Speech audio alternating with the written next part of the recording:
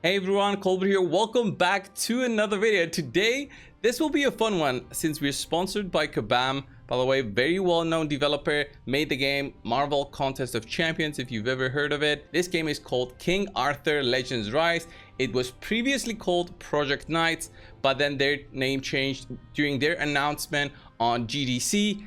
This game is a squad RPG collector game where you can collect different heroes, weapons, and explore the whole fantasy world provided by King Arthur Legends Rise.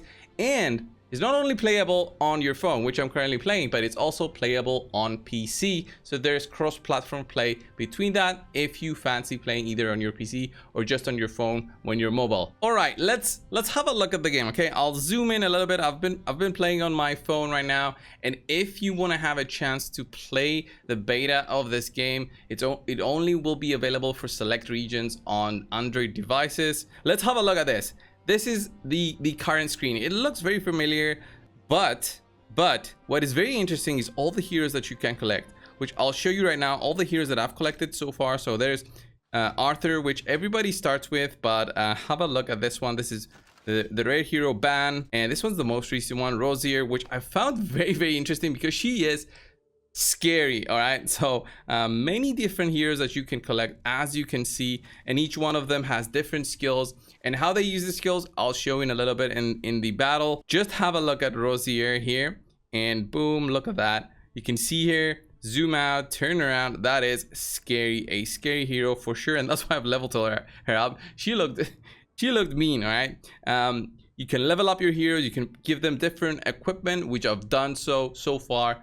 As an RPG game, that's what you want to do. You want to be improving your equipment, leveling up your heroes, making them stronger, and fighting stronger and stronger opponents. All right, she's obviously not my strongest hero. You can also collect, by the way, different weapons for them. I totally forgot to talk about that. They've got, it's not called weapons, it's called relics. All right, and these relics can be different and cause your heroes to have different skills. And as you equip a different relic, your skills change a little bit. And each relic does something different, and it's actually, you're able to summon that relic as well. Let's go and have a look at some action. You want to see how the battle works within this game. There's different things that you unlocked within this game, like a forge, there's the market, there's the night training camp right there, which is actually trains you on different strategies within the game. I'm not going to spoil it, but it tells you about different methods that you can use to fight your opponents. And fighting your opponent is very specific. So I'll show you. There's the main story mode, and then is the adventure mode.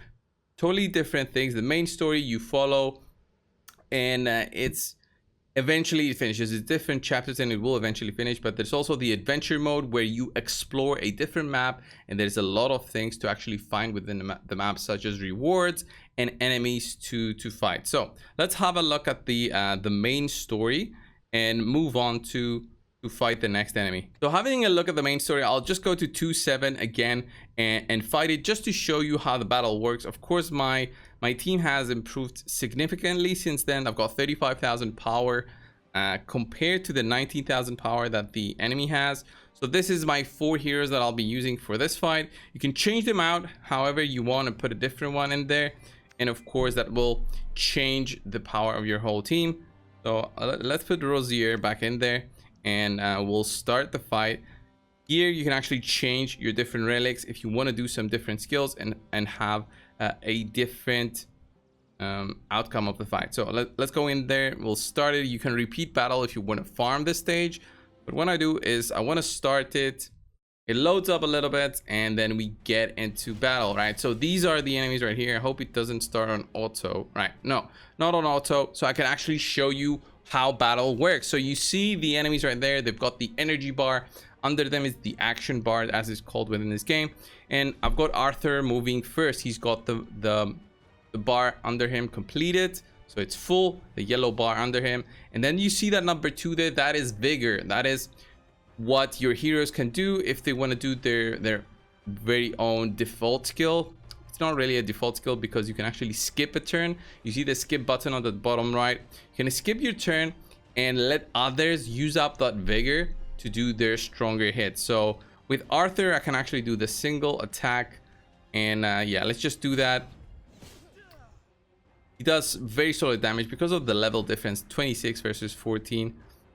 Here on this next hero K, I'm actually gonna skip a turn so I can give 3 vigor to the next hero that I own, and that will enable them to actually do a much stronger attack. So the next one is this girl right here, the scary one. So let me show you her 5 vigor attack. So if I slowly click on that, it's called Crimson Pond.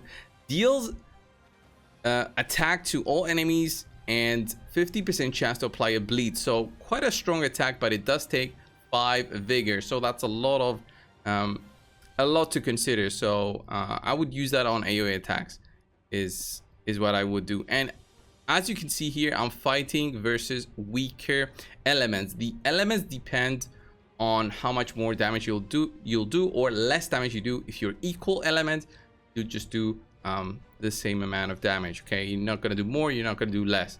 So yeah, let's hit them with this AoE attack. Have a look at that, by the way.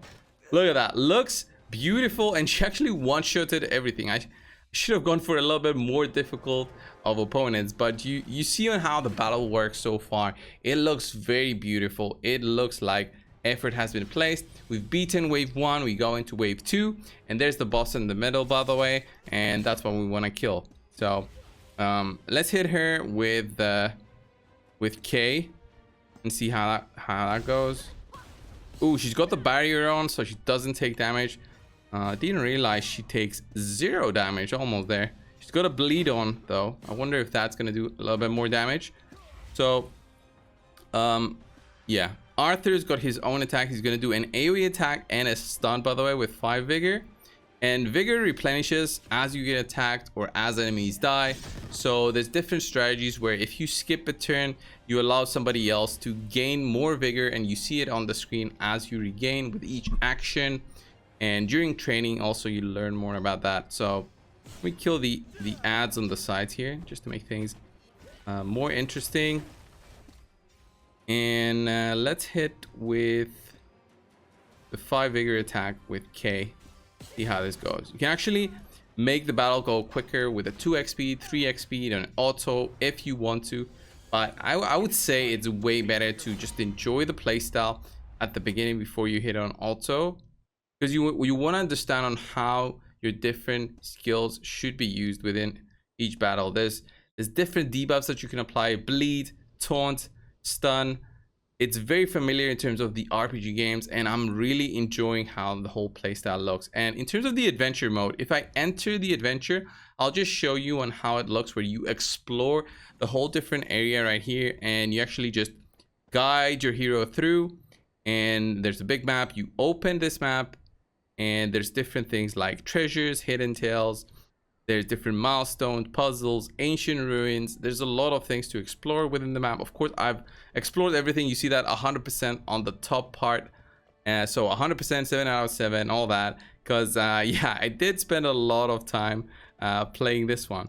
And, by the way, there's this very interesting account combat achievement effect, which as you unlocked more and more heroes and equip more and more gear, your own account becomes stronger and you get a little bit of stats. Nothing too crazy, and it's all about on how your overall progression is going.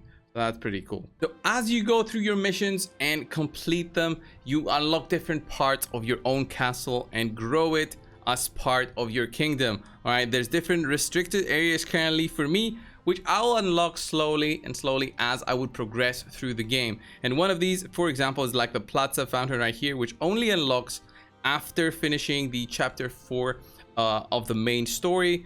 And there's also different dungeons that you unlock as you become stronger and stronger. And let's have a look at the dungeon right here and see this big fight.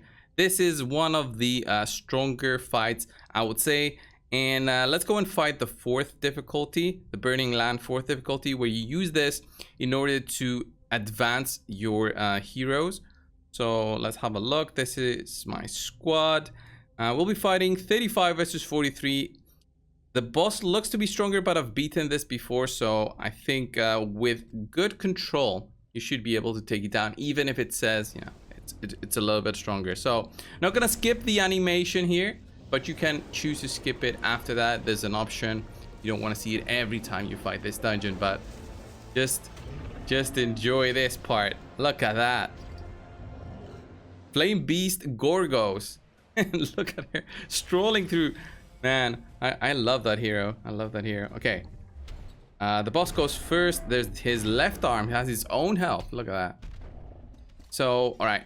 We're filling up the action bar. Let's put it on a 2x speed. And we'll be hitting with our default skill at first. And let's skip a turn. I want to do like a big attack with her. Still bleed. Ooh. Oh, okay. Do the attack. And slowly taking down his arm first, by the way. It's not like we're doing zero damage. So look at that. Oh, he's got red madness on. All right, he's attacking. I put it on auto, guys, because this would have taken me ages to go through my skills. But have a look at that. That boss is not playing around. Already killed one of my members, but it's fine. As long as 4 of them survive, we should be okay. So, boom. Ooh, look at that. All right, this is working perfect. I would love to see how this game looks on PC. On the phone, it looks great. On PC, it should look amazing as well. And there's gonna be the cross-platform play, so that's gonna allow you to play both.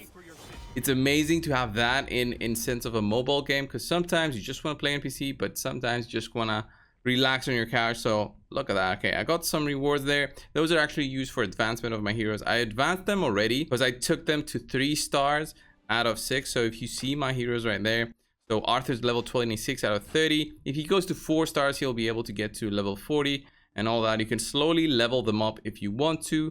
Use up some XP potions to get them to the max level. I don't want to use up my potions, but that's how they level up. And once they reach the level cap for their star, that's when you're allowed to actually advance them and take them to the next rank, as long as you got the materials ready. Okay guys, before we close things off, let's have a look at the summons and how summons work within this game, King Arthur Legends Rise. Right, the summons, there's 2 different types of summons, and you have them available within the game from the start. There's the normal summons and of course the special summons, which there's a chance in there to get a legendary. So let's do the special summons and have a look there. The minimum quality of summon that you can get from there is actually uncommon, and then you can get a rare, and then you can even get a legendary, but the odds, you know, vary depending on what you are looking for, right? So let's do 2 normal summons, and I'm gonna show you the animation because that's really cool, and it really shows you're actually pulling a sword out of a rock. Right, look at this. You pull the sword, and that's the summoning animation, and then you see what you summon. You can skip it, of course, but boom, look at that. I've got an uncommon Gwyn. Right, and then let's do another one and see what we're gonna get. You can also get relics from these summons, so have that in mind. You can not only just get the heroes, you get the weapons as well.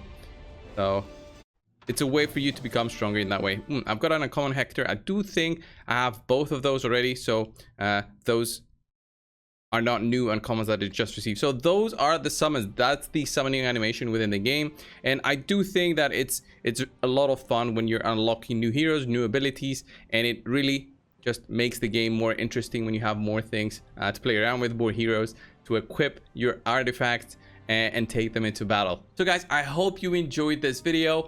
This was just 10 minutes of the game. Honestly, if you want to try it out, and you should try it out, it looks very, very promising. Click the link down in the description and comments of my video. You'll find a link to add this game on your wishlist on Steam. But also, if you want to try out the game on your Android device, there will be an open beta starting on 27th of March. If you have an Android device and you are in one of the selected regions that the beta will apply, then you'll be able to play it before it actually launches and try it out for yourself. This looks very promising. I'll see you guys in the next video. Thank you all so much. See ya.